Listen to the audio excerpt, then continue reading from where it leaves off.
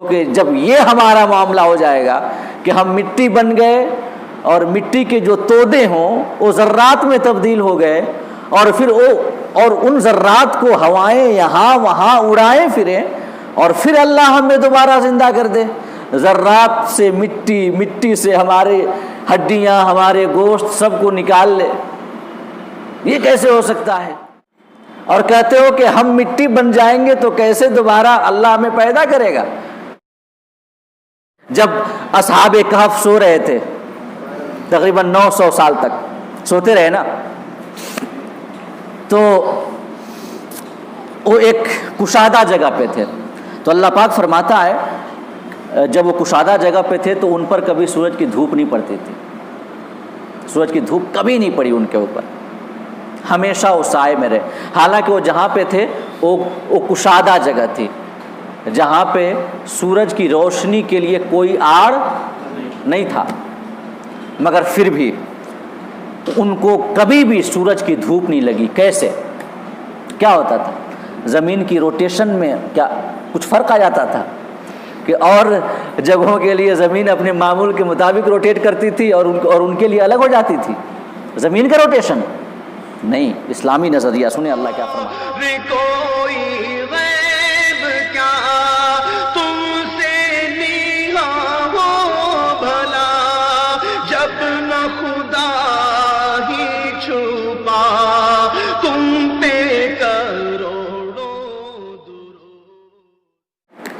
السلام علیکم ورحمۃ اللہ وبرکاتہ۔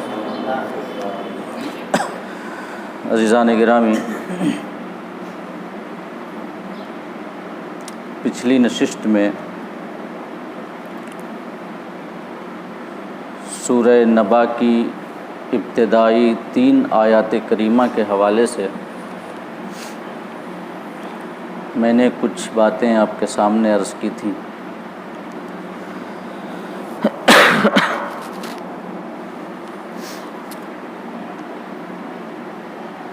اور سورہ نبا کی ابتدائی 3 آیات کی روشنی میں ہم نے آپ کو یہ بتایا تھا کہ نبی اکرم صلی اللہ علیہ وسلم نے جب کفار کے سامنے عقیدہ آخرت کو بیان کیا کہ ہر انسان کو مرنے کے بعد دوبارہ زندہ ہونا ہے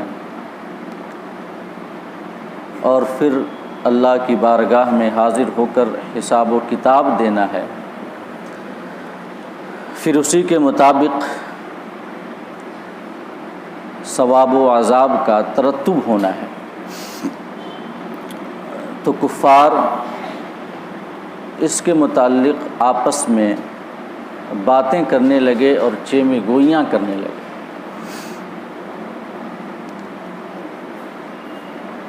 کفار کی انہی مختلف باتوں، چیمے گوئیوں اور سوالات کے حوالے سے اللہ رب العزت نے سورہ نبا کو نازل فرمایا، اور سورت کی شروعات ہی اس سوال سے کی کہ عما یتساءلون، یہ کفار کس چیز کے بارے میں آپس میں سوالات کرتے ہیں؟ عن النبأ العظیم،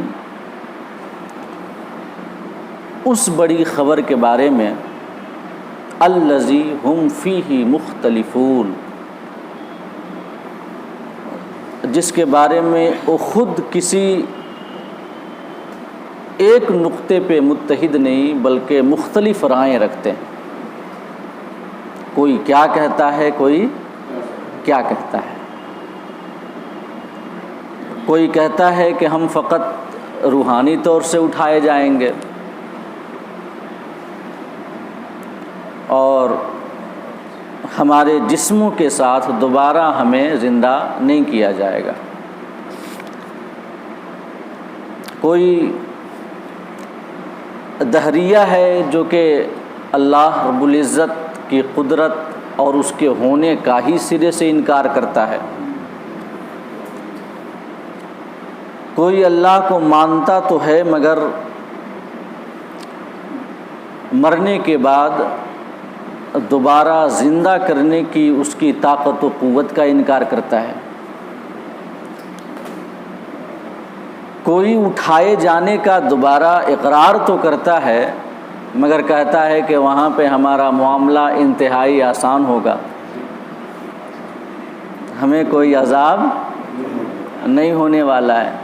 اللہ پاک نے فرمایا الذی ہم فیہ مختلفون، وہ بڑی خبر۔ اور ائمہ تفسیر عام طور سے یہی فرماتے ہیں کہ بڑی خبر سے مراد وقوع قیامت اور حشر و نشر ہے، کہ اس بڑی خبر کے بارے میں کفار مختلف رائیں رکھتے تھے، کسی کا کچھ عقیدہ، کسی کا کچھ عقیدہ۔ تو 3 آیات میں کفار کی چیمی گوئیوں اور آخرت کے حوالے سے ان کی الگ الگ رائیوں کو ذکر کرنے کے بعد اللہ پاک فرماتا ہے 4 آیت کریمہ میں کلا سیعلمون ثم کلا سیعلمون، یہ 5ویں آیت کریمہ۔ 4 آیت کریمہ ہے کلا سیعلمون، 5ویں آیت کریمہ ثم کلا سیعلمون، کہ جس کا معنی ہے ہرگز نہیں، وہ ان قریب جان لیں گے۔ ثم کلا، پھر ہرگز نہیں، سیعلمون، وہ ان قریب جان لیں گے۔ ان دونوں آیات میں ایک لفظ آیا ہے، لفظ کلا، کلا سیعلمون، ثم کلا سیعلمون۔ کلا عربی گرامر کے اعتبار سے کلا کے 2 معنی ہیں۔ ایک معنی ہے ہرگز نہیں، کلا کا استعمال کسی ایسی چیز کی تردید کرنے کے لیے ہوتا ہے عربی زبان میں جس کا ذکر پہلے ہو چکا ہو، اس چیز کو رد کرنے کے لیے اور اس کی تردید کے لیے لفظ کلا استعمال کیا جاتا ہے۔ تو اللہ پاک نے فرمایا کلا، اور اس سے پہلے ذکر ہوا ہے کفار کی مختلف رائیوں کا، الذی ہم فیہ مختلفون، کہ کفار آخرت کے بارے میں مختلف رائیں رکھتے ہیں۔ اس کے بعد اللہ پاک نے فرمایا کلا، ہرگز نہیں، یعنی جو ان کی آپس میں جو مختلف رائیں ہیں آخرت کے تعلق سے، بعث بعد الموت کے تعلق سے، حشر و نشر کے تعلق سے، دوبارہ اٹھائے جانے کے تعلق سے، وہ سب حقیقت پر مبنی نہیں ہیں، ان کا واقعیت سے کوئی تعلق نہیں ہے۔ وہ جو کہتے ہیں سب غلط ہیں، محض ان کے گمان ہیں، ان کی فاسد رائیں ہیں کہ جن کا حقیقت و واقعیت سے کوئی لینا دینا نہیں۔ کلا، ہرگز نہیں۔ اور اس کے بعد فرمایا سیعلمون، وہ ان قریب جان لیں گے۔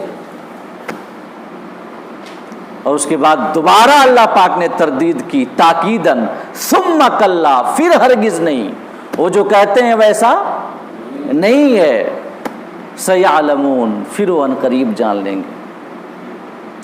ایک تو کلا کا یہ معنی ہے کہ ہرگز نہیں، ان کی رائیں غلط ہیں، فاسد ہیں، باطل ہیں۔ اور یہ کلا کا ایک دوسرا معنی عربی زبان کے اعتبار سے ہوتا ہے یقیناً۔ کلا کا معنی ہوتا ہے حقا، یقیناً. تو اگر کلا کا یہ معنی لیا جائے کہ حقا یعنی یقیناً، تو معنی ہوگا کہ آج یہ کفار جس چیز کے بارے میں آپس میں چیمی گوئیاں کر رہے ہیں، سوالات کر رہے ہیں، باتیں کر رہے ہیں، وہ عنقریب جان لیں گے کہ وہ ایک ایسا معاملہ ہے جسے ہر حال میں ہونا ہے، اور وہ ایسی حقیقت ہے کہ جس کو کوئی چیز دفع نہیں کر سکتی اور اس میں شک کی کوئی گنجائش ہی نہیں ہے. اللہ پاک انہیں دھمکا رہا ہے، بلکہ آپ کہہ لیں کہ انہیں ڈرا رہا ہے. اور معنی ہوگا اگر ہم اپنی محاوراتی اردو زبان میں ترجمہ کریں اس اعتبار سے کہ کلا کا معنی حقا لیا جائے، تو معنی ہوگا کلا سیعلمون، ہاں ہاں وہ عنقریب جان لیں گے. ثم کلا سیعلمون، پھر ہاں ہاں وہ عنقریب جان لیں گے. جیسے ہم آپسی زبان میں کہتے ہیں نا کہ کوئی اگر ہمیں کم آنکے یا کوئی اگر ہمارے تعلق سے ادھر ادھر کی باتیں کریں تو ہم کہتے ہیں کہ ہاں ہاں تم کہتے رہو جو کہہ رہے ہو، مگر تمہیں پتہ چل جائے گا کہ حقیقت کیا ہے. تو اسی انداز میں اللہ فرماتا ہے کلا سیعلمون، ہاں ہاں عنقریب انہیں پتہ چل جائے گا کہ آج ہنس رہے ہیں، باتیں کر رہے ہیں، چیمی گوئیاں کر رہے ہیں، لیکن کل جب وہی چیز ان کے سامنے ہوگی اور ان پر بیتے گی تب سمجھ میں آئے گا کہ ہم ہنس رہے تھے تو ہماری ہنسی کا وبال پلٹ کر ہمارے ہی اوپر آیا. اور دیکھیں کہ چوتھی آیت کریمہ اور پانچویں آیت کریمہ ایک ہی ہے، دونوں میں کوئی فرق نہیں ہے. کلا سیعلمون، وہ عنقریب جان لیں گے، ثم کلا سیعلمون، پھر عنقریب جان لیں گے. دو بار اللہ پاک نے ذکر کیا ایک ہی بات کو دو آیت کریمہ میں. تکرار، آخر کیا فائدہ ہے اس تکرار کا؟ ظاہر ہے نا کہ قرآن مجید جملوں کی ترتیب، الفاظ کا انتخاب، الفاظ کی تقدیم و تاخیر، جملوں کی تقدیم و تاخیر، ہر اعتبار سے چاہے جس جہت سے دیکھیں، جس اینگل سے دیکھیں، ہر جہت سے قرآن ایک ایسا کلام ہے جو معجزانہ حیثیت رکھتا ہے. قرآن اعجاز کے اس مقام پہ فائز ہے کہ ہمارے شعور اور ہمارا تصور وہاں تک نہیں پہنچ سکتا ہے کہ نہیں. اللہ پاک نے قرآن میں جو لفظ جہاں استعمال فرمایا، جو جملہ جہاں رکھا، اس میں ضرور کوئی نہ کوئی حکمت ہوتی ہے، کوئی نہ کوئی اس کا مطلب ہوتا ہے. تو اللہ پاک نے تکرار کی ہے کہ کلا سیعلمون، ثم کلا سیعلمون، دو بار فرمایا اللہ پاک نے. تو آخر اس تکرار کا کیا فائدہ ہے؟ تو ائمہ تفسیر نے مختلف وجوہات ذکر کی ہیں اس آیت کریمہ کی تکرار کے حوالے سے کہ اللہ پاک نے مکرر کیوں تذکرہ فرمایا. پہلی بات تو علماء تفسیر کہتے ہیں کہ اس سے مراد اور اس سے مقصود تاکید ہے کہ جب کوئی اہم بات ذکر کرنا ہو، انسان اپنی زبان میں بھی جب کسی ایسی چیز کا ذکر کرتا ہے جس کی اہمیت زیادہ ہو، غیر معمولی اہمیت کا حامل ہو، تو اس کو ایک بار، دو بار، تین بار، بار بار ذکر کرتا ہے تاکہ تاکید ہو جائے. تو کچھ ائمہ فرماتے ہیں کہ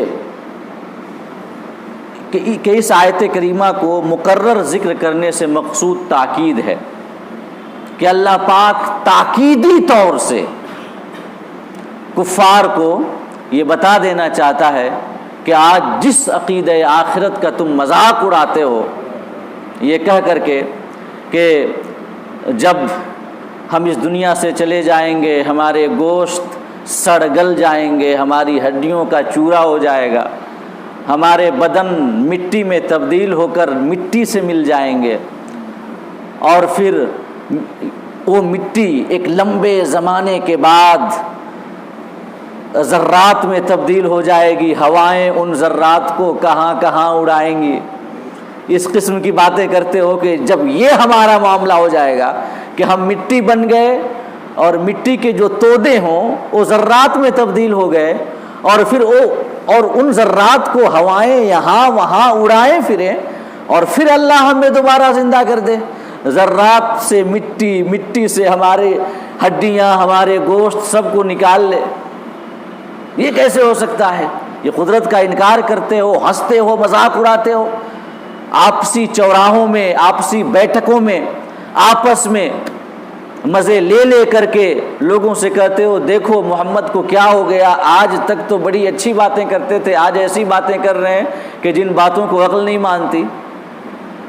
تو یہ تمہارا ہنسنا، چیمی گوئیاں کرنا، سوالات کرنا، باتیں کرنا، سب باتیں دھری کی دھری رہ جائیں گی، اور یقین سے جان لو کہ تمہیں عنقریب پتہ چل جائے گا کہ محمد جو کہتے تھے وہ سچ تھا، اور جس کی جانب بلاتے تھے وہ حق تھا۔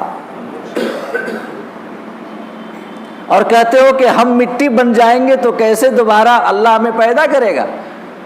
ہم تم کو پیدا کر دیں گے، اور پھر جب تم اپنا ہولناک انجام دیکھو گے تب تم یہ آرزو کرو گے کہ کاش تم مٹی ہی رہتے۔ آیا نا اسی سورہ نباہی میں آخری آیت کریمہ ہے، وَيَقُولُ الْكَافِرُ يَا لَيْتَنِي كُنْتُ تُرَابًا۔ کافر کہے گا جب ہولناکیوں کو دیکھے گا، عذاب کی شدت کو دیکھے گا تو کہے گا یا لیتنی کنت ترابا، اے کاش میں مٹی ہو جاتا۔ تم کہتے ہو کہ مٹی سے کیسے پیدا ہوگے؟ پیدا ہونے کے بعد تم پھر یہ آرزو کرو گے کہ کاش مٹی ہو جاتے، مگر نہیں ہوگے تم۔ تو اللہ پاک نے تاکیداً انہیں دھمکایا اور ڈرایا کہ عنقریب تمہیں پتہ چل جائے گا، تاکید ہے اس میں۔ اور کچھ ائمہ تفسیر کہتے ہیں کہ نہیں، تاکید نہیں ہے، دونوں آیات کے الگ الگ مفاہیم ہیں اور الگ الگ مقاصد ہیں۔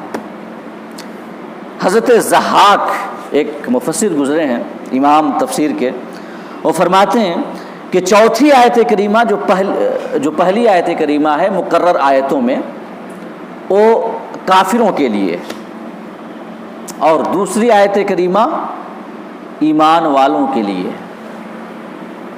کلا سیعلمون، اللہ فرماتا ہے ہاں ہاں عنقریب کافر جان لیں گے کہ ان کی تکذیب اور جھٹلانے کا وبال کیا ہوا۔ اور جو دوسری آیت کریمہ میں فرمایا ثم کلا سیعلمون، یہ مومنین کے لیے ہے کہ پھر ہاں ہاں ایمان والوں کو بھی پتہ چل جائے گا کہ جو ان لوگوں نے ایمان لایا، اقرار کیا، اور پھر اپنی زندگی اس نہج پہ گزاری کہ آخرت میں ان کو اس عمل کا جو انہوں نے دنیا میں کیا تھا بہتر صلہ ملے، بہتر اجر ملے۔ جب وہ دیکھیں گے ان انعامات کو، اکرامات کو، تو وہ جان لیں گے کہ اللہ کا وعدہ حق تھا، اور کفار جان لیں گے کہ اللہ کا وعید بھی حق تھا۔ وعدہ وعید دو چیزیں، وعدہ کہتے ہیں انعامات کے وعدہ کو، اجر، بہترین صلہ، انعام دینا، اکرام کرنا، اگر اس کا وعدہ کیا جائے تو یہ کیا ہے؟ وعدہ ہے۔ اور اگر عذاب کا وعدہ کیا جائے تو اسے وعید کہا جاتا ہے۔ تو اللہ پاک فرماتا ہے پہلی آیت کریمہ میں کہ کلا سیعلمون، عنقریب کفار کو پتہ چل جائے گا کہ اللہ کا وعید حق تھا۔ اور جو دوسری آیت کریمہ ثم کلا سیعلمون، اس کا معنی ہے کہ ایمان والوں کو پتہ چل جائے گا کہ اللہ کا وعدہ حق تھا۔ غزوہ بدر میں جب کفار قتل کیے گئے تقریباً 70 کی تعداد میں، 70 کی تعداد میں، اور ان کو ایک کنویں میں ڈال دیا گیا، آقا کریم صلی اللہ علیہ وسلم کھڑے ہوئے صحابہ کرام بھی موجود تھے. آقا کریم نے کفار کی لاشوں کو مخاطب کر کے فرمایا کہ ہم نے تو اللہ کا وعدہ پا لیا. جو اللہ کا ہم سے وعدہ تھا کامیابی کا، کامرانی کا، فتح و نصرت کا، وہ تو ہم نے پا لیا. اللہ کے وعدے کو تو ہم نے حق پایا. کیا تم نے اللہ کے وعدے کو حق پایا؟ تم نے، جو میں تم کو ایمان کی دعوت دیتا تھا، اللہ، اس کے رسول اور آخرت کو ماننے کی جانب بلاتا تھا، اور نہ ماننے کا جو وبال ہونے والا ہے اس وبال سے ڈراتا تھا، کیا تم نے پا لیا کہ وہ وعدہ بھی حق تھا؟ حضرت عمر بول پڑے، حضور آپ مردوں کو سنا رہے ہیں، آپ مردوں کو سنا رہے ہیں. اللہ کے رسول صلی اللہ علیہ وسلم نے جواب دیا، ما انتم باسمع منہم، تم ان سے زیادہ نہیں سن سکتے. ان کے اندر سننے کی قابلیت ہے، تم سے زیادہ ہے. ایک بات سمجھ لینا کہ جو انسان کی مختلف طاقتیں ہیں، مختلف حواس ہیں، دیکھنے کی طاقت، سننے کی طاقت،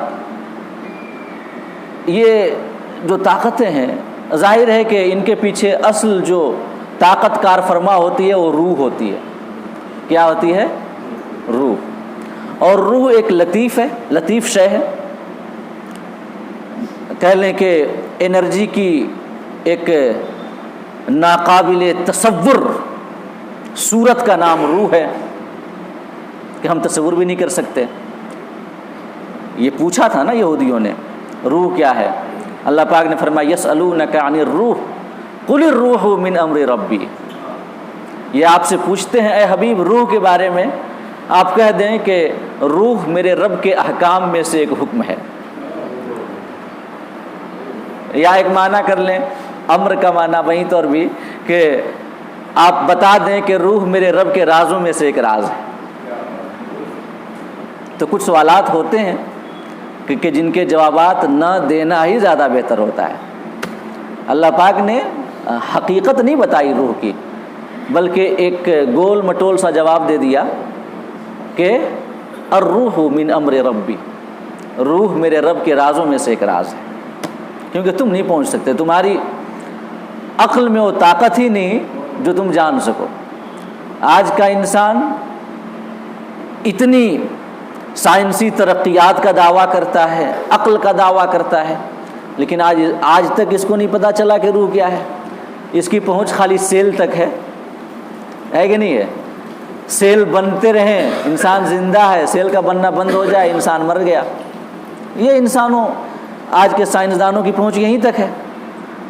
تو اللہ پاک نے قرآن میں اس سے پردہ نہیں اٹھایا. کہ جیسے کہ نئے چاند کے بارے میں پوچھا گیا آقا کریم سے، فرمایا یسألونک عن الاہلہ، محبوب یہ کفار آپ سے نئے چاند کو پوچھتے ہیں کہ وہ کیا ہے. قل ہی مواقیت للناس والحج، اللہ پاک نے اس کی حقیقت نہیں بتائی، اس کے راز پر سے پردہ نہیں اٹھایا، بلکہ اس کا جو فائدہ ہے وہ فائدہ بتا دیا. یسألونک عن الاہلہ، محبوب کفار آپ سے نئے چاند کے بارے میں پوچھتے ہیں، قل کہہ دیں ہی مواقیت للناس والحج، کہ نئے چاند جو ہیں وہ لوگوں کے لیے وقت کو جاننے اور حج کے مہینوں کو پہچاننے کا ذریعہ ہے. آم کھاؤ گٹھلی نہ گنو،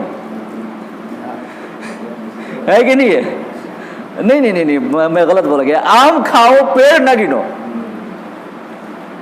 گٹھلی کا تو ایک الگ محاورہ ہے نا، آم کا آم گٹھلیوں کا دام. آم کھاؤ پیڑ نہ گنو.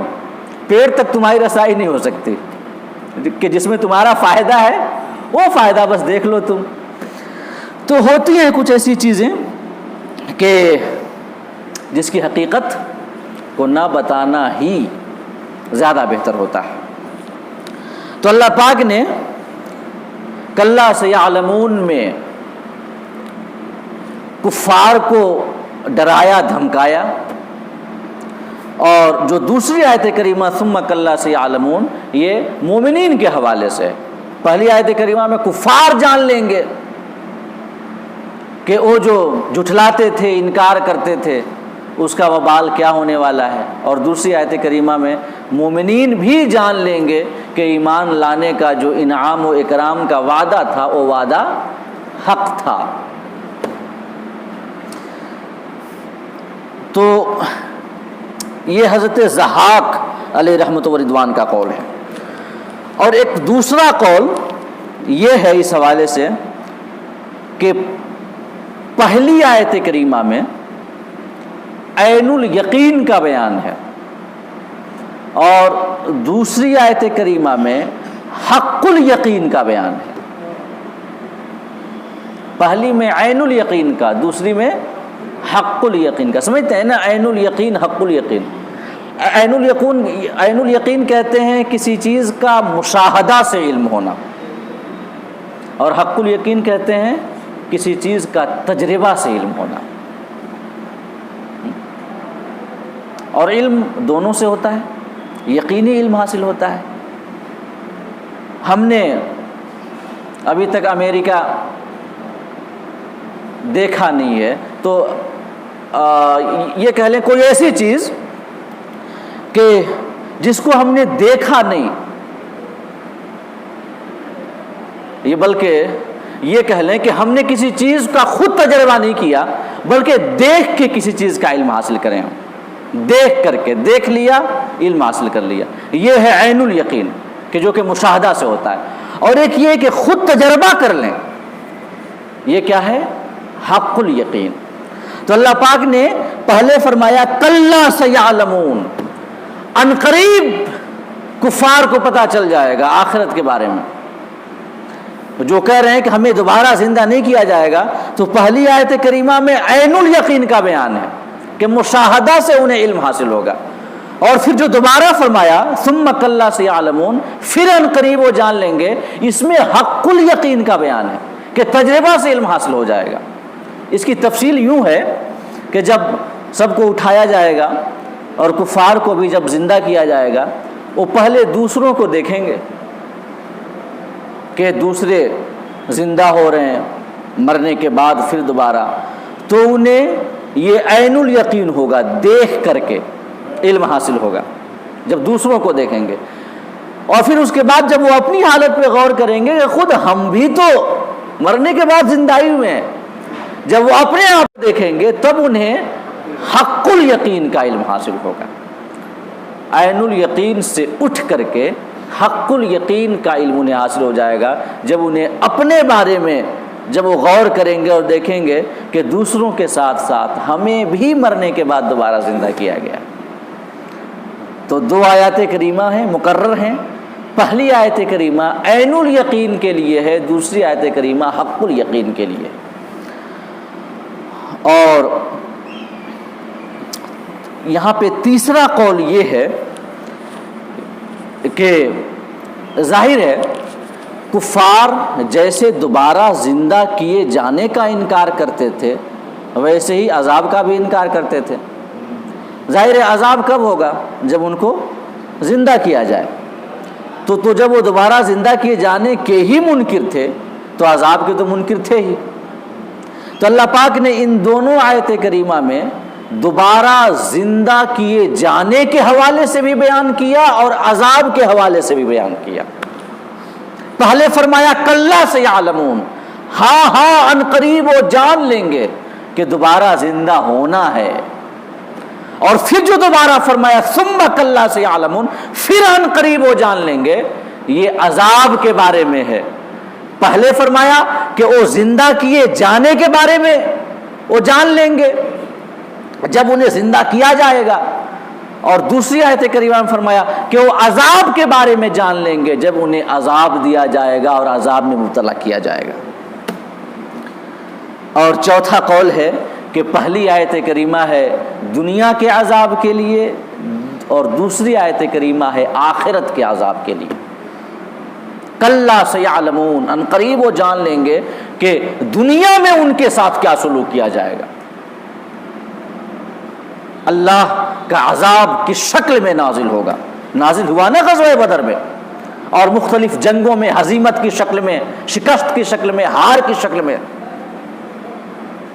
ان کے اوپر خدا کا عذاب نازل ہوا، رسوائی ہوئی، بڑا غرور تھا، بڑا تنتنا تھا انہیں کہ یہ مٹھی بھر مسلمان ہمارا کیا بگاڑ لیں گے۔ اللہ پاک نے دنیا ہی میں رسوائی کا عذاب انہیں دکھایا کہ غزوہ بدر میں محض 313 کے ہاتھوں کہ جو کہ بے سر و سامان تھے، جن کے پاس کوئی ہتھیار نہیں تھا،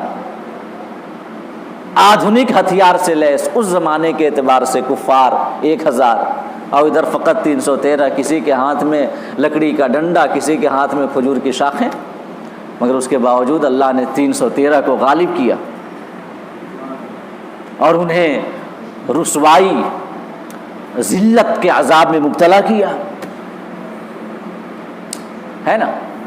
تو اللہ پاک نے جو پہلے فرمایا کلا سیعلمون، یہ دنیاوی عذاب کے لیے ہے کہ دنیا میں بھی ہم انہیں عذاب دیں گے، جو انکار کر رہے ہیں عذاب دیں گے، اور ثم کلا سیعلمون، پھر ہاں جب وہ قیامت میں پلٹ کر آئیں گے ہماری بارگاہ میں، اس وقت کا جو عذاب ہوگا تو اس وقت پتہ چل جائے گا۔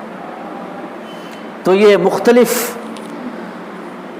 تفسیریں تھیں کہ اللہ پاک نے کلا سیعلمون کو مکرر کیوں تذکرہ فرمایا، 2 بار کیوں تذکرہ فرمایا۔ اب اس کے بعد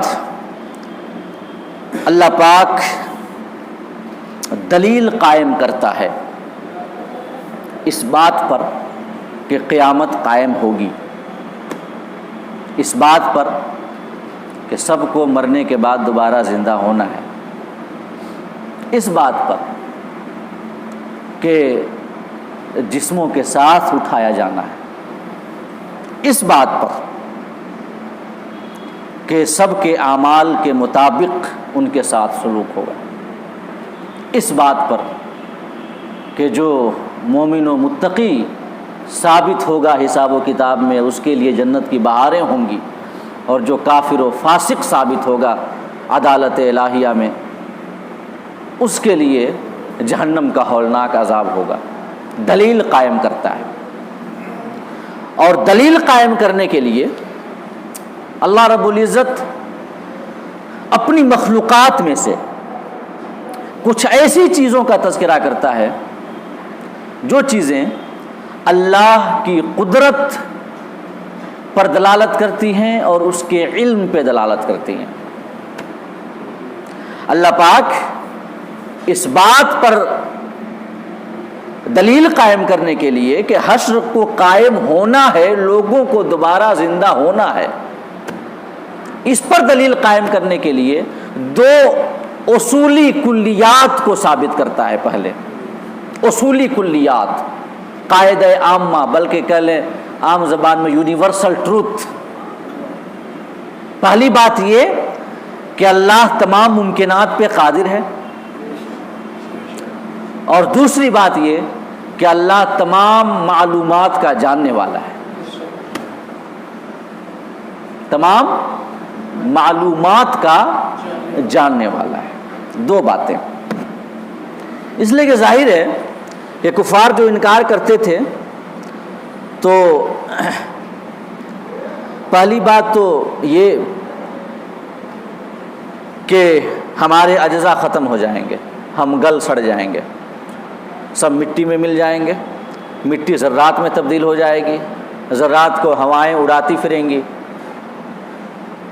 کسی کی باڈی ذرات کی شکل میں کہاں ہوگی، کوئی کہاں پڑا ہوگا، کوئی کہاں پڑا ہوگا۔ تو ان کو یہ بھی تھا کہ اللہ رب العزت معاذ اللہ رب العالمین کہ اسے کیسے پتہ چلے گا کہ کون سا ذرہ کس مٹی کا حصہ ہے، کون سی مٹی کس کے بدن کا ہے، کون سا بدن کہاں کیسے۔ تمام لوگ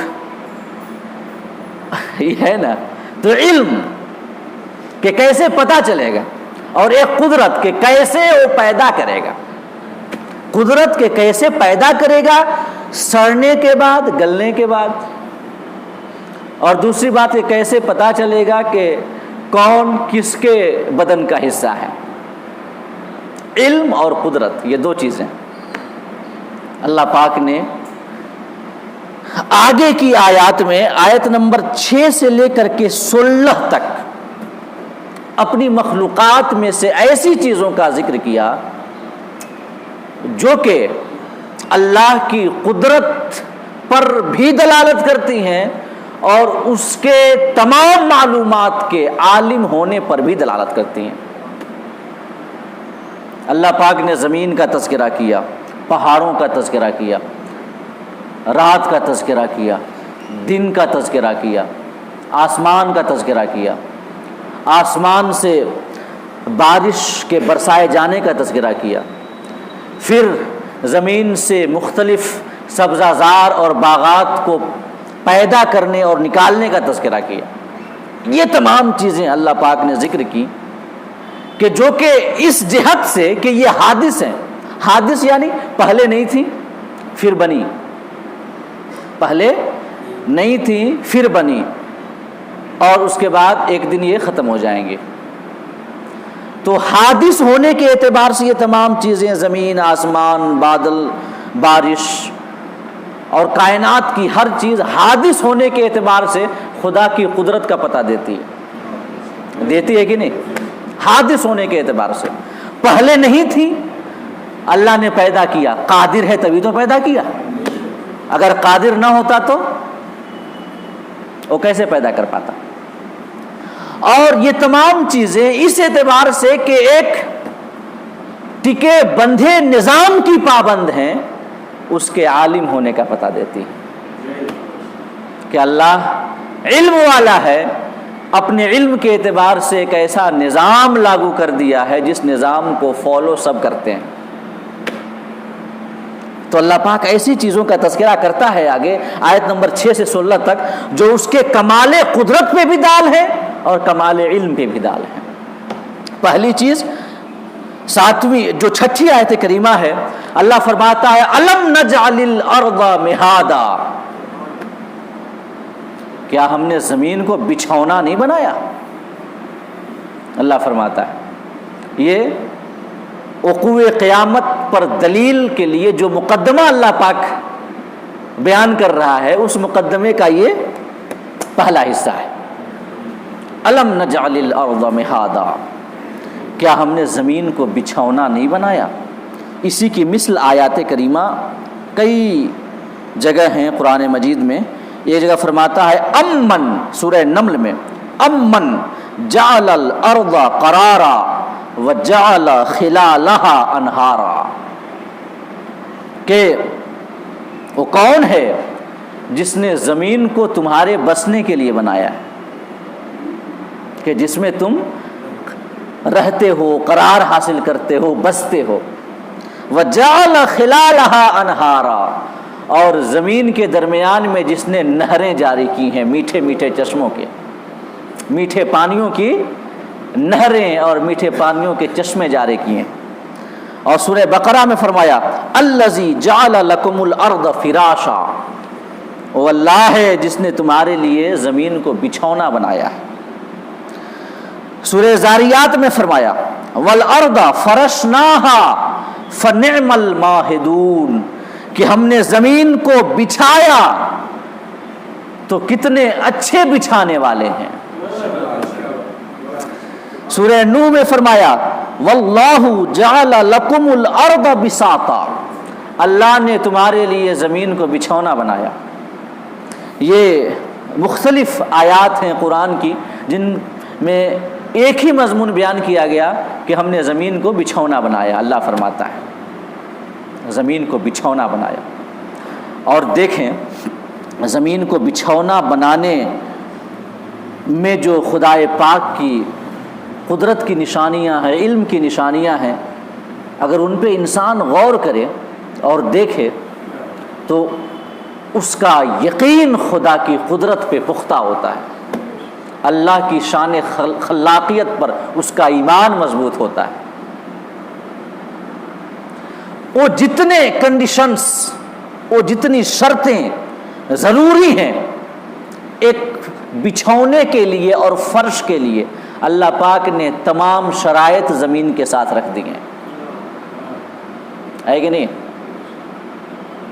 ظاہر ہے کہ فرش کے لیے یا کہہ لیجیے بچھونے کے لیے کچھ شرطیں ہوتی ہیں نا۔ سب سے پہلی شرط تو یہ ہے کہ زمین کو اللہ پاک نے بچھونا بنایا. تو زمین کے بچھونا ہونے کے لیے، فرش ہونے کے لیے کہ ہم اس میں آرام سے رہ سکیں، ہم اس سے نفع اٹھا سکیں، ہمیں تکلیف نہ ہو اس زمین پہ رہنے میں، اس میں جو سب سے پہلی چیز ضروری ہے، شرط کی حیثیت رکھتی ہے، وہ ہے کہ زمین ساکن ہو، ٹھہری ہوئی ہو. زمین اسٹیشنری ہو، اسٹیڈی ہو، اپنی جگہ پہ ہو، حرکت نہ کر رہی ہو، حرکت میں نہ ہو، موشن میں نہ ہو. یہ سب سے پہلی چیز. آپ ایک عام ایسی سمجھ لیجئے نا کہ آپ کسی تخت پہ سوتے ہیں نا، ایک پلنگ پہ، تو وہ پلنگ آپ کے لیے بچھونا ہے، آپ اس پہ سو رہے ہیں. اب وہ پلنگ حرکت کرنے لگ جائے تو سب سے پہلے نکل کے تو گھر سے ہم بھاگ جائیں گے کہ زلزلہ آ گیا. تبھی ہمارا بچھونا اور تم یہ پلنگ حرکت کر رہی ہے کہ نہیں ہے. اگر یہ پلنگ ہلنے لگے یا اڑنے لگے مان لیجئے، تو کیا ہم اس پہ آرام سے سو سکیں گے؟ آرام سے رہ سکیں گے؟ کسی بھی فرش کے لیے، بچھونے کے لیے جس پہ ہم آرام سے سو سکیں، آرام سے رہ سکیں، ضروری ہے کہ وہ اسٹیشنری ہو، ساکن ہو، اس میں حرکت نہ ہو. اور اگر یہ زمین متحرک ہو، مان لیجئے کہ جیسا کہ آج سائنسدان لوگ اس بات کو کہتے ہیں، جو کہ ہمارے قرآن اور احادیث کی تعلیمات کے خلاف ہے، تعلیمات کے خلاف ہے. قرآن، احادیث اور قرآن سے جو ہمارے ائمہ سلف نے سمجھا، صحابہ نے سمجھا قرآن کی آیتوں سے، وہ یہی ہے کہ زمین ساکن ہے، اور ساکن ہونا ضروری ہے کیونکہ اللہ نے اسے بچھونا بنایا، ہمارے لیے فرش بنایا ہے. اگر یہ ساکن نہ ہو تو ہم اس سے نفع نہیں اٹھا سکتے. اعلیٰ حضرت نے لکھا ہے ایک رسالہ فوز مبین در رد حرکت زمین، جس میں اعلیٰ حضرت نے جدید سائنسی اصولوں اور قواعد کی روشنی میں زمین کا ساکن ہونا ثابت کیا ہے. اس میں اعلیٰ حضرت نے ایک بات یہ لکھی ہے اسی حوالے سے کہ اللہ پاک نے زمین کو بچھونا بنایا تاکہ ہم اس میں بس سکیں، رہ سکیں، قرار حاصل کر سکیں. اعلیٰ حضرت فرماتے ہیں، اس میں لکھتے ہیں کہ اگر یہ زمین حرکت کر رہی ہوتی، چاہے محوری حرکت ہوتی یا مرکزی حرکت ہوتی، سمجھ رہے ہیں نا، یعنی خواہ روٹیشن ہوتی یا ریولیوشن ہوتی، آربٹ پہ حرکت ہوتی یا ایکسس پہ حرکت ہوتی، کوئی بھی حرکت ہوتی زمین کی، اگر وہ حرکت ہوتی، زمین چاہے ایسے حرکت کرے ایکسس پہ یا آربٹ پہ، سورج کے ارد گرد، اگر ایسا ہوتا تو زمین میں بھیانک قسم کے زلزلے آتے، طوفان آتے، اور کوئی حیوان، کوئی انسان زمین پہ رہ نہیں سکتا تھا. جدید سائنسی قانونوں کی روشنی میں اعلیٰ حضرت نے ثابت کیا ہے کہ اگر حرکت ہوتی تو زمین کبھی زلزلوں سے نہیں رک سکتی تھی، زلزلوں سے بچ نہیں سکتی تھی، طوفانوں سے نہیں بچ سکتی تھی، بلکہ ہمیشہ ایک زلزلوں اور طوفانوں کا شور ہوتا، اور کوئی جاندار مخلوق یہاں پہ رہ نہیں سکتی. تو ضروری ہے زمین کے بچھونا ہونے کے لیے، فرش ہونے کے لیے کہ یہ ساکن ہو. اور اللہ پاک نے زمین کے ساکن ہونے کو سورہ فاطر میں بیان کیا ہے.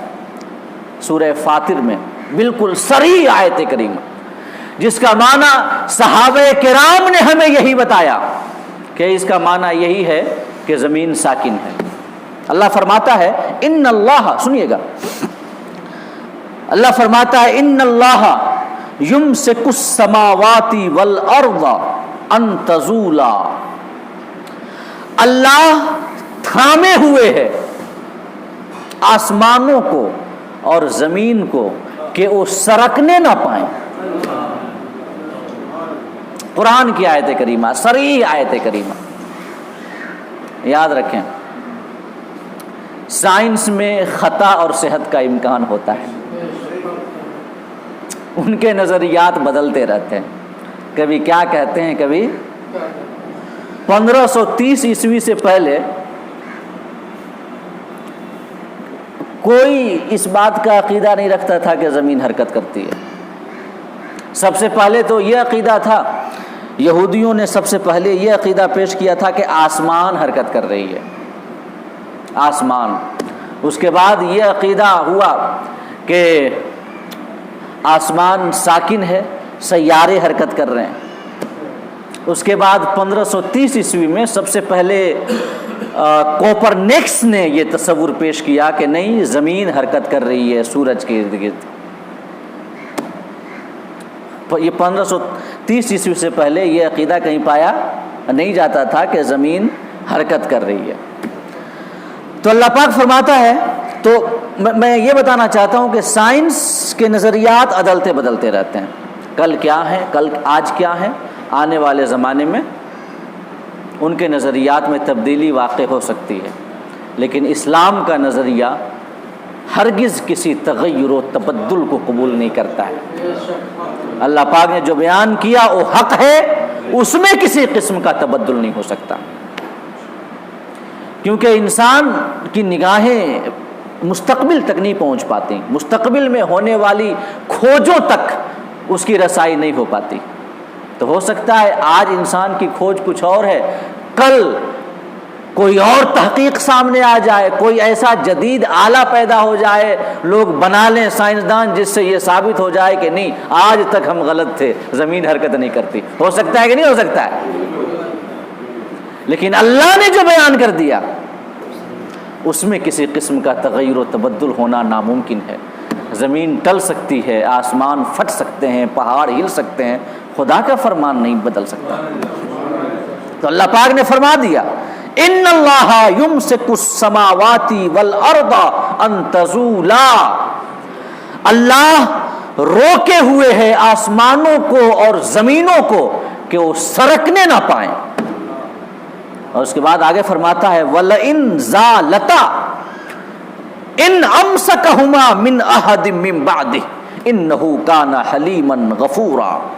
اللہ فرماتا ہے اور اگر وہ سرکنے لگیں، سرک جائیں، آسمان اور زمین اگر سرک جائیں تو اللہ کے سوا اور کون انہیں روک سکتا ہے؟ بے شک اللہ حلم والا ہے اور بخشنے والا ہے.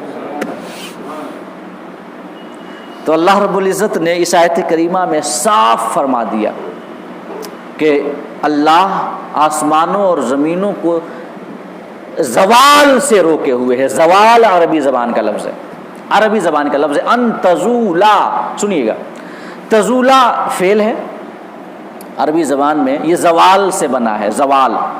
اور زوال کا معنی ہم یا عجمی لوگ یا آج کے لوگ زیادہ جانیں گے کہ صحابہ زیادہ جانیں گے؟ کہ جنہوں نے نبی کریم صلی اللہ علیہ وسلم سے قرآن کو سیکھا، قرآن کا معنی وہ بہتر جانیں گے نا. کہ جنہوں نے ڈائریکٹلی آقا کریم سے تعلیم حاصل کی، نبی کی زبان اقدس سے قرآن کی آیتوں کو سنا، ان کے معانی کو سنا، تشریح و توضیح کو سنا، وہ بہتر جانیں گے. تو اللہ پاک نے فرمایا کہ آسمان و زمین کو ہم تھامے ہوئے ہیں کہ وہ زائل نہ ہوں، انہیں زوال نہ آئے. اور زوال کا معنی یاد رکھیں، جو صحابہ کرام سے ہم تک روایت پہنچتی ہے، وہ زوال کا معنی اس آیت کریمہ کی روشنی میں وہ مطلقاً حرکت کا معنی ہے کہ اللہ زائل ہونے سے، زوال سے آسمان اور زمین کو تھامے ہوئے ہے. مطلب کیا ہے کہ مطلقاً حرکت کرنے سے اللہ نے آسمان اور زمین کو تھامے ہوئے. یہ سنیے ایک روایت حضرت عبداللہ بن مسعود رضی اللہ تعالیٰ عنہ کی. حضرت ابو وائل یہ روایت کرتے ہیں کہ ایک شخص جن کا نام تھا جندم بجلی، یہ جندم بجلی حضرت عبداللہ بن عباس کے پاس تشریف لائے، حاضر ہوئے. تو حضرت عبداللہ بن مسعود نے حضرت عبداللہ بن مسعود نے پوچھا کہ کہاں سے آ رہے ہو؟ تو انہوں نے کہا کہ شام سے، میں ملک شام سے آ رہا ہوں۔ جندب بجلی نے جواب دیا۔ تو حضرت عبداللہ بن مسعود نے پھر پوچھا کہ شام میں تم نے کس سے ملاقات کی؟ تو انہوں نے کہا کہ میں کعب سے ملاقات کر کے آ رہا ہوں۔ کعب کہ جن کو کعب احبار کہا جاتا ہے، یہ تابعین میں سے ہیں، کبار تابعین میں سے ہیں، اور انہوں نے حضرت عمر فاروق اعظم رضی اللہ تعالیٰ عنہ کے دور میں اسلام قبول کیا تھا۔ یہ پہلے یہودی تھے، یہ پہلے کیا تھے؟ اور یہودی کے جو یہودیت مذہب ہے اس کے بہت بڑے عالم تھے آپ، اور بنی اسرائیل کے حوالے سے جو روایتیں ہیں وہ اکثر حضرت کعب احبار انہی سے مروی ہیں، تو بہت بڑے عالم تھے یہ۔ تو حضرت جندب بجلی نے عرض کیا حضرت عبداللہ بن مسعود سے کہ میں شام میں حضرت کعب احبار سے ملاقات کر کے آ رہا ہوں۔ تو حضرت عبداللہ بن مسعود نے پوچھا کہ کعب نے تم سے کیا بیان کیا، کیا بتایا تمہیں؟ تو جواب دیا جندب بجلی نے کہ انہوں نے بتایا کہ آسمان ایک فرشتے کے شانے پہ گھوم رہا ہے، آسمان ایک فرشتے کے شانے پہ گھوم رہا ہے۔ یہودیت کا عقیدہ تھا، اور یہودی عقائد و نظریات جو ہیں وہ 3 قسم کے ہیں۔ پہلی قسم تو ان کی ہے، پہلی قسم وہ نظریات و عقائد ہیں پہلی قسم میں کہ جو کہ باطل ہیں اور جن کا باطل ہونا بالکل واضح ہے۔ تو وہ جو باطل چیزیں ہیں ان کا تو ہر حال میں رد کیا جائے گا۔ اور یہودیت اور عیسائیت کا جو دوسری قسم میں جو نظریات ہیں یہ وہ ہیں کہ جو کہ صحیح ہیں، اور یہ صحیح وہ ہیں کہ جن کی تائید ہوتی ہے اسلامی نظریات سے، اسلامی نظریات سے، تو ان پر ایمان ہمارا ہے، سب کا ایمان ہے، کیونکہ وہ خیالات وہ ہیں کہ جن کی تائید ہمارا اسلام بھی کرتا ہے۔ اور کچھ نظریات ایسے ہیں جو مشکوک ہیں، یہودیت میں عیسائیت میں مشکوک ہیں کچھ نظریات، تو ان کے بارے میں جو اسلام کا حکم ہے، شریعت کا حکم ہے، وہ یہ ہے کہ جب تک اس نظریہ کے حوالے سے قرآن کا حکم نہ معلوم ہو جائے تب تک نہ تو اس کو قبول کیا جائے گا نہ تو اس کا انکار کیا جائے گا، جب تک یہ نہ پتہ چل جائے کہ قرآن کیا کہتا ہے ہمارا اس سلسلے سے۔ تو حضرت کعب احبار یہودی مذہب کے بہت بڑے عالم تھے، جب انہوں نے اسلام قبول کیا تو ظاہر ہے کہ جو غلط عقائد و نظریات تھے ان سے فوراً یہ حضرت کعب نے توبہ کر دیا، جو صحیح تھے ان پر ایمان مضبوط ہوا۔ لیکن جو مشکوک تھے اور جن کے بارے میں پتہ نہ ہو یہ قرآن کیا کہتا ہے، اسلامی نظریہ کیا کہتا ہے، یہ مشکوک، تو حضرت کعب کو پتہ نہ ہو تو اسے وہ بیان کر دیا کرتے تھے۔ تو انہی مشکوک نظریات میں سے ایک یہ تھا کہ آسمان فرشتے کے کاندھے پہ ہے اور گھومتا رہتا ہے۔ یہ یہودیت کے مشکوک نظریات میں سے ایک تھا۔ چونکہ حضرت کعب احبار کو اس کا حکم قرآن کے حوالے سے پتہ نہیں تھا، انہیں علم نہیں تھا، اس وجہ سے انہوں نے بتا دیا حضرت جندب بجلی کو کہ آسمان جو ہے وہ ایک فرشتے کے کاندھے پہ ہے اور گھوم رہا ہے، چکر کاٹ رہا ہے۔ حضرت عبداللہ بن مسعود کی بارگاہ میں جب آئے حضرت جندب بجلی، آپ نے پوچھ لیا کہ کیا بتایا تمہیں کعب نے؟ تو انہوں نے کہا، بتا دیا جو بتایا تھا کہ آسمان ایک فرشتے کے کاندھے پہ ہے اور گھوم رہا ہے۔ تو حضرت عبداللہ بن مسعود رضی اللہ تعالی عنہ نے جواب دیا کہ کذب کعب، یعنی کعب نے غلط کہا، کعب نے غلط کہا، انہیں پتہ نہیں ہے کہ اس کے حوالے سے قرآن کا کیا نظریہ ہے. انہوں نے غلط کہا. اور پھر اس کے بعد حضرت عبداللہ بن مسعود نے اسی آیت کریمہ کی تلاوت کی جو آیت کریمہ میں نے ابھی آپ کے سامنے پیش کی. حضرت عبداللہ بن مسعود نے کہا کہ کعب نے غلط کہا کہ آسمان ایک فرشتے کے شانے پہ گھوم رہا ہے. اس کے بعد آپ نے یہ آیت کریمہ تلاوت کی کہ ان اللہ یمسک السماوات والارض ان تزولا. اللہ تھامے ہوئے ہے آسمانوں اور زمین کو کہ وہ سرکنے نہ پائیں. آپ نے تلاوت کی. یعنی حضرت عبداللہ بن مسعود اس آیت کریمہ سے یہ ثابت کرنا چاہتے ہیں کہ آسمان نہیں گھوم رہا. اور چونکہ اس وقت یہی نظریہ تھا خالی کہ آسمان گھوم رہا ہے، اسی وجہ سے آپ نے حضرت عبداللہ بن مسعود نے فقط آسمان کے رد میں اسے ذکر کیا. حالانکہ ان تزولا، تزولا اس کا معنی ہے کہ وہ دونوں سرکنے نہ پائیں، اور دونوں سے مراد کون ہے؟ آسمان اور زمین. تو حضرت عبداللہ بن مسعود کے سامنے آسمان کی حرکت کا ذکر ہوا، آپ نے اس آیت کریمہ کا تذکرہ کر دیا. اگر زمین کی حرکت کا ذکر ہوتا تو بھی یہی آیت کریمہ کا ذکر کرتے، کیونکہ تزولا میں ایک ہی لفظ تزولا میں دونوں چیزیں ہیں کہ آسمان بھی سرکنے نہ پائے اور زمین بھی سرکنے نہ پائے. یہ حضرت عبداللہ بن مسعود رضی اللہ تعالی عنہ نے جو ہمیں سمجھایا اس آیت کریمہ کو، کہ اس آیت کریمہ سے کیا ثابت ہوتا ہے، وہ یہ کہ آسمان حرکت نہیں کر رہا اور زمین بھی حرکت نہیں کر رہی. اور یہ عبداللہ بن مسعود کی ذات وہ ذات ہے کہ جن کے حوالے سے آقا کریم نے ارشاد فرمایا 4 لوگوں سے تم قرآن سیکھو، اور ان 4 لوگوں میں آپ نے سب سے پہلا نام حضرت عبداللہ بن مسعود رضی اللہ تعالیٰ عنہ کا نام لیا. سب سے پہلا نام عبداللہ بن مسعود سے تم قرآن سیکھو. ایک حدیث میں آیا، آپ نے فرمایا آقا کریم نے کہ تمہیں عبداللہ بن مسعود جو بتائیں اس کی تصدیق کرو. یہ شان ہے حضرت عبداللہ بن مسعود کی. اور وہ بتا رہے ہیں اس آیت کریمہ کا معنی کہ آسمان ساکن ہے، زمین ساکن ہے. اور ایک حضرت حذیفہ ابن یمان کے حوالے سے، حضرت حذیفہ بن یمان کہ جو کہ صاحب سر رسول اللہ صلی اللہ علیہ وسلم ہیں، نبی اکرم کے رازدان ان کو کہا جاتا ہے، حضرت حذیفہ بن یمان کو. اور حضرت عمر فاروق اعظم رضی اللہ تعالی عنہ ان سے نبی کے رازوں کو پوچھا کرتے تھے اور سیکھا کرتے تھے.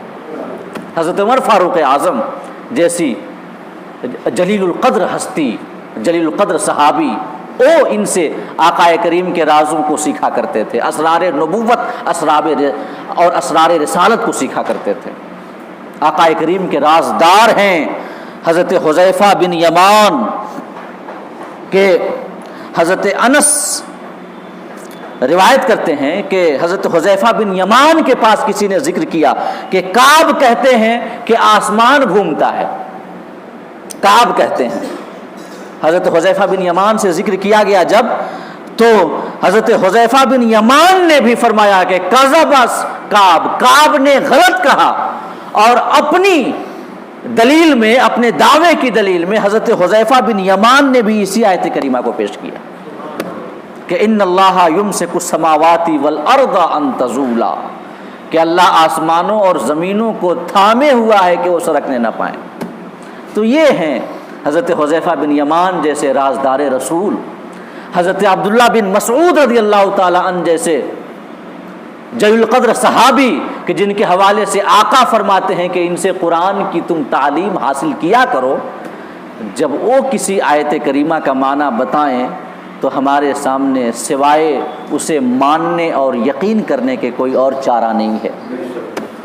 اور ماننا ہی خیر ہے، اسی میں بھلائی ہے، اسی میں کامیابی ہے، اسی میں کامیابی. تو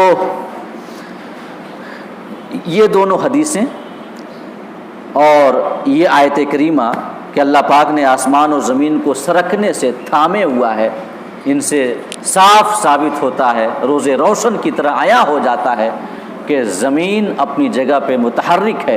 یہی اسلامی نظریہ ہے کہ زمین اپنی جگہ پہ ساکن ہے، زمین کیا ہے؟ ساکن ہے، اور سیارے گھوم رہے ہیں، سورج، چاند۔ اللہ پاک نے سورہ یاسین میں پہلے سورج کا تذکرہ کیا، اس کے بعد چاند کا تذکرہ کیا، اس کے بعد فرمایا کل فی فلک یسبحون، سب کے سب آسمان میں تیر رہے ہیں۔ اللہ پاک نے فرمایا سورہ یاسین میں سب آسمان میں تیر رہے ہیں، کل، سب، اور اس سے پہلے پھر صرف سورج کا ذکر ہے اور چاند کا ذکر ہے۔ اور آج جو سائنس کا نظریہ ہے کہ زمین گھوم رہی ہے سورج کے ارد گرد اور سورج اپنی جگہ پہ تھما ہوا ہے نا، یہ نظریہ ہے کہ سورج اپنی جگہ پہ، حالانکہ یہ اور عقیدہ ہے، یہ سائنس کا عقیدہ ہے کہ سورج اپنے تمام سولر سسٹم کے ساتھ ملکی وے کے سینٹر کے ارد گرد گھوم رہا ہے، وہ ایک الگ نظریہ ہے۔ لیکن زمین اور سورج کے حوالے سے سائنس یہی کہتی ہے کہ زمین گھوم رہی ہے سورج کے ارد گرد اور سورج اپنی جگہ پہ کھڑا ہے، سورج مرکز ہے اور زمین اس کے ارد گرد اپنے مدار پہ چکر لگا رہی ہے۔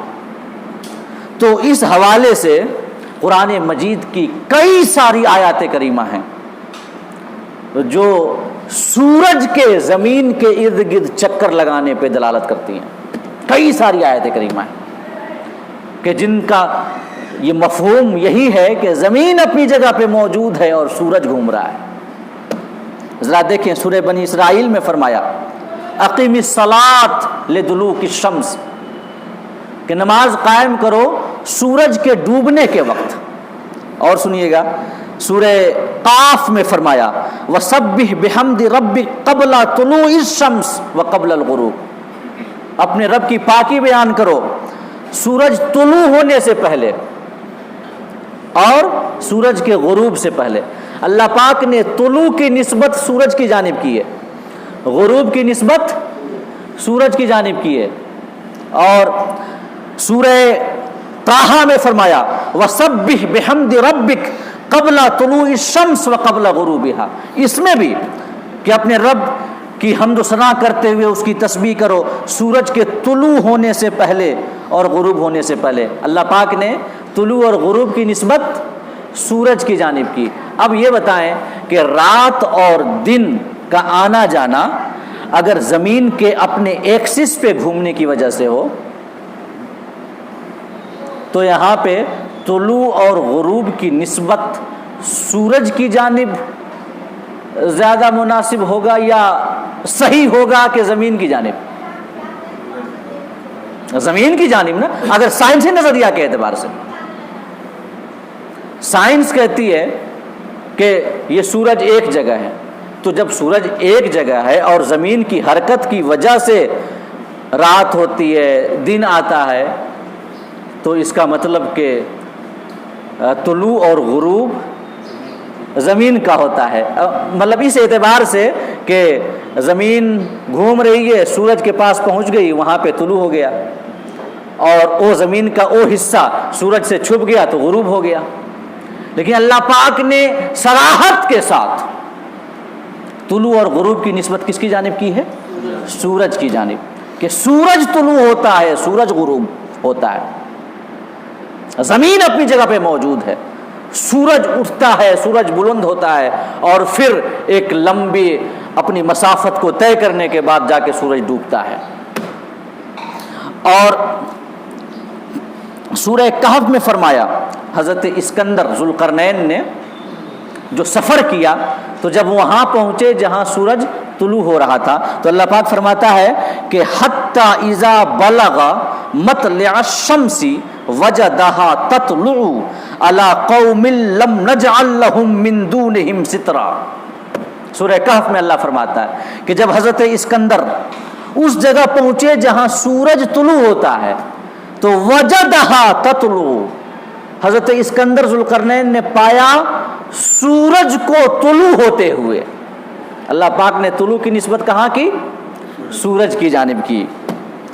اور ایک آیت کریمہ سورہ کہف ہی کی جو کہ सूरज के चलने पर और सूरज की चाल पे बिल्कुल सरी है कि जिसमें किसी किस्म की तावील की गुंजाइश ही नहीं है। सूरह कहफ में जब असहाबे कहफ सो रहे थे, तकरीबन 900 साल तक सोते रहे ना, तो वो एक कुशादा जगह पे थे। तो अल्लाह पाक फरमाता है जब वो कुशादा जगह पे थे तो उन पर कभी सूरज की धूप नहीं पड़ती थी। सूरज की धूप कभी नहीं पड़ी उनके ऊपर, हमेशा वो साए में रहे। हालांकि वो जहाँ पे थे वो कुशादा जगह थी, जहाँ पे सूरज की रोशनी के लिए कोई आड़ नहीं था, मगर फिर भी उनको कभी भी सूरज की धूप नहीं लगी। कैसे? क्या होता था? ज़मीन की रोटेशन में क्या कुछ फ़र्क आ जाता था कि और जगहों के लिए ज़मीन अपने मामूल के मुताबिक रोटेट करती थी और उनके लिए अलग हो जाती थी ज़मीन का रोटेशन? नहीं, इस्लामी नज़रिया सुने अल्लाह क्या फरमाता है, व तरस शम्सा इज़ा तलअत तज़ावरू अन कहफ़िहिम ज़ातल यमीन व इज़ा गरबत तक़रिज़ुहुम ज़ातश शिमाल व हुम फ़ी फ़जवतिम मिन्हु ज़ालिका मिन आयातिल्लाह।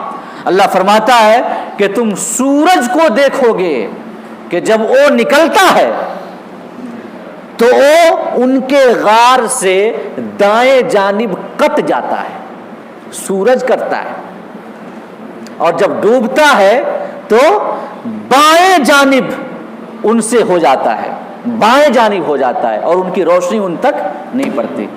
अल्लाह पाक ने सूरज की जानिब कहा कि सूरज कट जाता है। पता चला कि ज़मीन पे धूप का आना, दिन का निकलना, ये सब ज़मीन के अपने रोटेशन की वजह से नहीं है।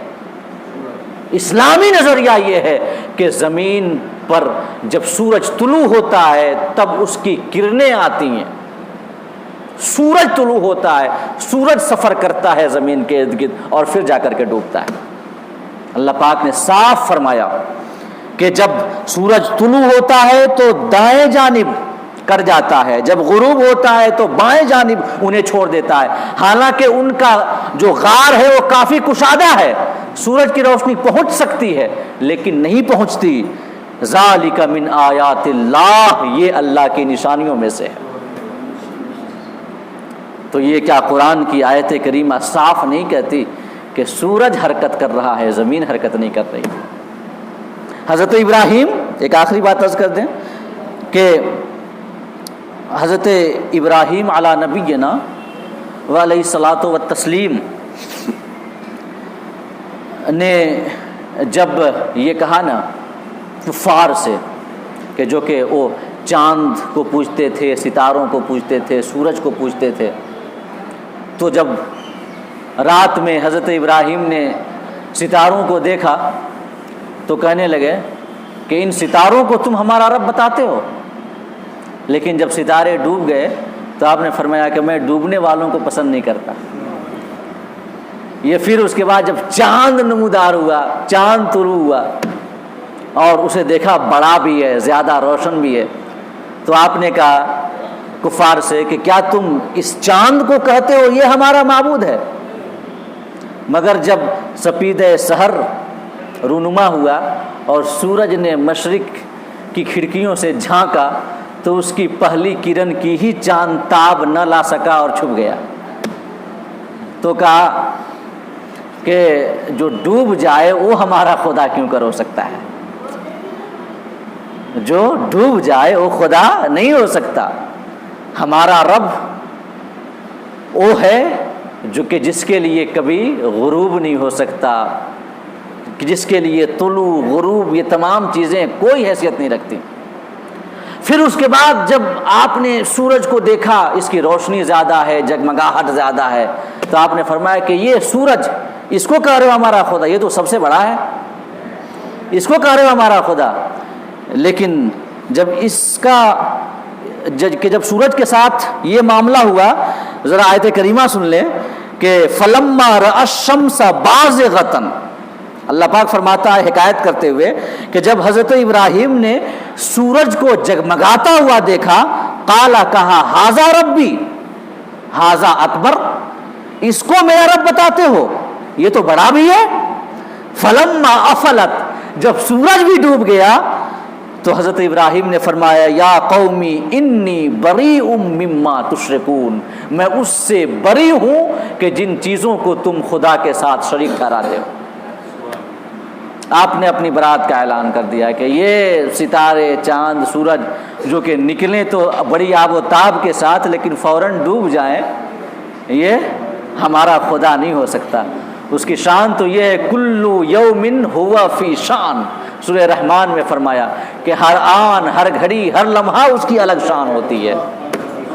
اس کے لیے کبھی ڈوبنا یا نور کا کم ہونا، روشنی کا کملا جانا، یہ تمام چیزیں اس کے لیے صادق نہیں آتی اس کے اوپر۔ کلو یومن ہوا فی شان، ہر آن ہر لمحہ اس کی شان اور زیادہ بلند ہوتی رہتی ہے۔ تو اس آیت کریمہ میں بھی اللہ پاک نے ڈوبنے کی نسبت سورج کی جانب کی۔ تو ذرا ان آیات کو دیکھیں، طلوع ہونا، ڈوبنا، کٹ جانا، ایک جانب ہو جانا، ان تمام چیزوں کی نسبت اللہ پاک نے سورج کی جانب کی ہے۔ اور یہ قاعدہ ہے کہ قرآن کے الفاظ کا اس وقت تک حقیقی معنی ہی مراد لیا جائے گا جب تک حقیقی معنی مراد لینا ناممکن نہ ہو جائے۔ مجازی معنی تب یہ مراد لیا جاتا ہے۔ دیکھیے کسی چیز کا ایک ہوتا ہے حقیقی معنی، ایک ہوتا ہے مجازی معنی۔ جیسے شیر کا حقیقی معنی تو یہ شیر ہے جو ہم دیکھتے ہیں، شیر 4 پاؤں والا بڑا خونخوار درندہ جانور، اور ایک اس کا مجازی معنی ہے ایک بہادر آدمی، ہے کہ نہیں ہے؟ تو جب مطلقاً لفظ شیر کہا جائے تو اس سے حقیقی معنی ہی مراد لیا جائے گا، مطلقاً جب کہا جائے۔ لیکن اگر حقیقی معنی مراد لینا محال ہو تب مجازی معنی مراد لیا جائے گا۔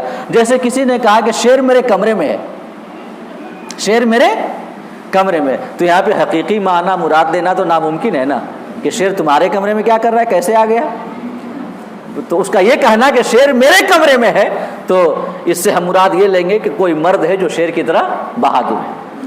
تو جب تک حقیقی معنی مراد لینا ممکن ہو تب تک حقیقی معنی مراد لیا جائے گا، بغیر کسی ایسی ضرورت کے کہ جس ضرورت کو چھوڑنا ناممکن نہ ہو، بغیر ایسی ضرورت کے حقیقی معنی کو نہیں چھوڑا جا سکتا۔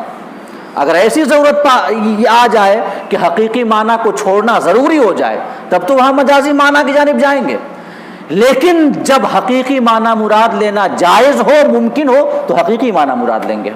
اور یہاں پر اللہ پاک نے ان تمام آیات کریمہ میں طلوع ہونا، غروب ہونا، چلنا، کٹنا، چھٹنا، ان تمام باتوں کی نسبت جو کی ہے وہ سورج کی جانب کی ہے، اور یہاں پہ حقیقی معنی مراد لینا ممکن ہے، لہٰذا یہی کہا جائے گا سورج کے طلوع ہونے سے دن آتا ہے، زمین کے روٹیشن کی وجہ سے نہیں آتا۔ سورج کے ڈوبنے سے رات آتی ہے، زمین کے گھومنے سے کچھ نہیں ہوتا۔ وہ سورج ہے جو ایک چکر پورا کرتا ہے زمین کے ارد گرد، زمین کے ایک چکر پورا کرنے سے رات دن نہیں ہوتا۔ اور ایک آخری بات عرض کر دوں کہ ہم اور آپ سب کہتے ہیں زوال کا وقت، کہتے ہیں نا، آخری بات سن لیں، زوال کا وقت آ گیا۔ زوال کس کو کہتے ہیں بتائیے؟ جب سورج ایک دم بالکل یہ نصف النہار پہ ہوتا ہے، بالکل سیدھا، ہے نا، زوال اسی کو کہتے ہیں۔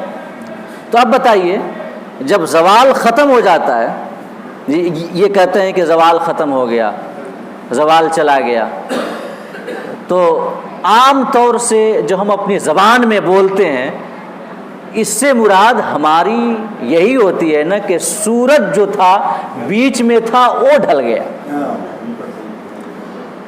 عام طور سے زبان میں یہی استعمال ہے اور یہی سمجھا بھی جاتا ہے۔ یہ تو نہیں ہوتا نا کہ زمین کا حصہ ابھی یہ والا بالکل بیچ میں سورج کے پاس تھا، اب یہ والا حصہ ادھر آ گیا۔ زوال آنا، زوال کا ڈھل جانا، یہ تمام چیزیں سورج کے ساتھ بولی جاتی ہیں۔